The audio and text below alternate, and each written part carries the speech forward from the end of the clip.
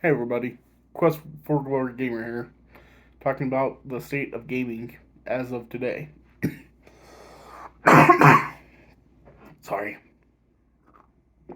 just started the video and I already have to cough. Damn it. Um, the current state of gaming is actually starting to weigh on people, and how I am looking at it is kind of concerning because I'm going to mention a few articles in this video. So if you want to just like briefly talk about them recently. Damn it.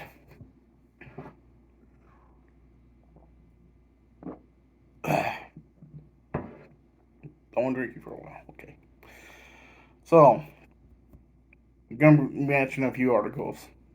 Uh, One, I think I'm too close to the camera still, but a Ubisoft representative said that $70 games is not sustainable for the future, and it may be going away of the dodo. Also, from Ubisoft, the Star Wars Outlaws being being outrageously expensive, and having a paywall to get early access is kind of stupid. And why? And how the industry is losing money because of the outrageous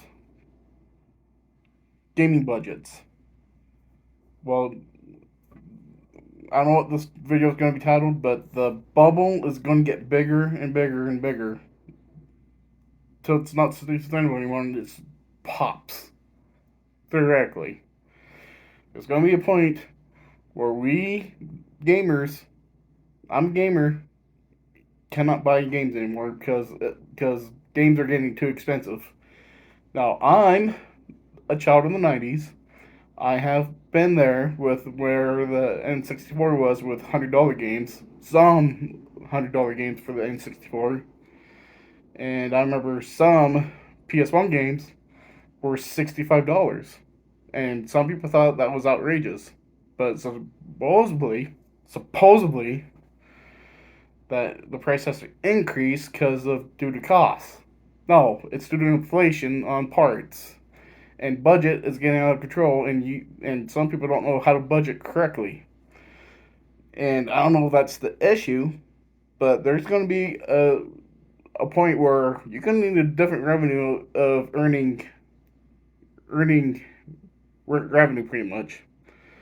So how to stop this theoretical bubble from popping from being over budget and over inflation? Well, not Capcom, Konami, that's on it, Konami, has been part of gaming for some time now, and they just outsource their IPs to other people. Because ever since the whole Kojima and Konami had a falling out, and he went on to make his own game studio, I haven't really played any of his games. I'd rather play a game than watch a damn movie, and no, I don't think that you should put both together. I think that's a horrible idea.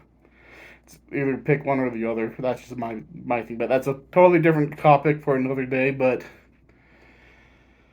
it's getting out of hand, and how to stop it is just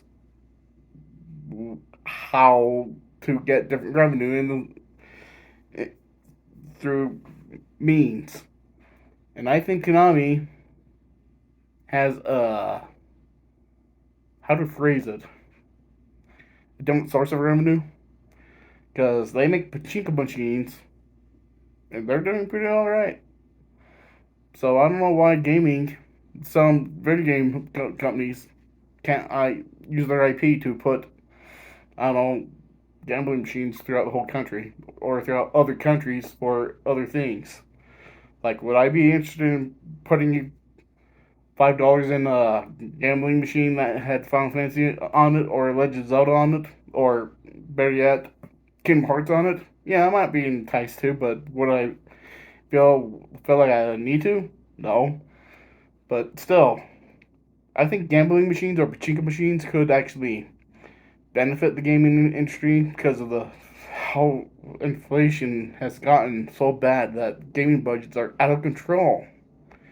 Like, there's a point where there's some people out there that only buy probably 5 games a year, maybe even less than that, and they're not part of the theoretical bubble that people or that companies are looking for.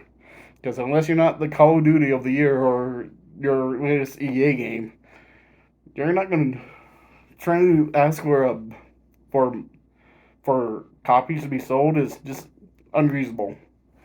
I mean, Final Fantasy used to be good. Well, that's my favorite series. I'm going to say used to be good back in the 90s, but after Final Fantasy X, a lot of people dropped off.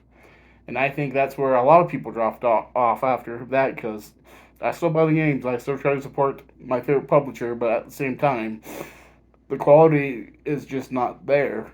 I would say that Final Fantasy VII Rebirth is the right direction of taking Final Fantasy in, but that's a video for another day. But so how to how do you stop inflation? I think inflation will go down eventually over time, just not anytime soon. I'd give like maybe 5 to 7 years before we start seeing normal price games. But if they're talking about $100 games being the norm, am I going to complain? Yes, because that's too expensive. Because that would mean that I average probably maybe. Well, I'm not the average consumer because I buy way too many video games in a month. But mega like big releases, I'm going to say about 10 to 12. So that's one every month. But $100 games, yeah, that probably would be reduced to at least 5 or 6. So the gaming industry has to figure out a way to make revenue in a different way if they're going to want to be successful in this industry. Does that mean that I have a solution? That they should make gambling machines with their IPs? That could be a potential idea, but would people be willing to put money in a gambling machine to play their favorite franchise? I'd say half the people on this planet would actually do that. I'm not one of those people, but maybe you're one of them. Because gotcha systems or gambling systems are addictive. I mean, it's just no form of addiction. So you get that gamer that likes to put money in over and over and over and over again. Then you have your sucker right there. Would I be one of those people? I have my own addictions, and I have those issues, and you can see them right here. I'm a food addict, and you can see it. I like food as much as the next person. If you don't like food, then there's something wrong with you. Or maybe there's something wrong with me. There might be something wrong with me. But this is Quest Warrior Gamer, signing out. Have a good one, people.